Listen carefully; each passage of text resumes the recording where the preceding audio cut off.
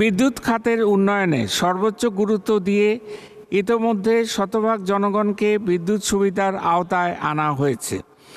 বিদ্যুৎ উৎপাদন ক্ষমতা 2009 সালে ছিল মাত্র 4,942 মেগাওয়াট, যা 30,277 মেগাওয়াটে উন্নীত হয়েছে।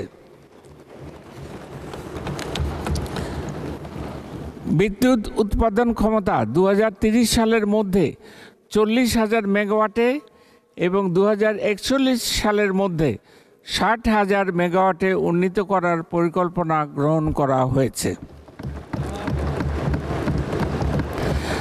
পাবনার ঈশ্বরদীতে রূপপুর পারমাণবিক বিদ্যুৎ কেন্দ্র নির্মাণ প্রকল্প বাস্তবায়ন চূড়ান্ত পর্যায়ে রয়েছে।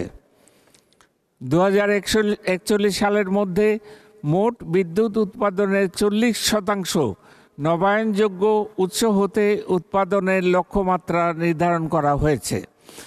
এই লক্ষ্যে নবায়নযোগ্য জ্বালানির উন্নয়ন ও ব্যবহার বৃদ্ধিকে উৎসাহ করতে 100 কোটি টাকা বিশেষ বরাদ্দের প্রস্তাব করছি।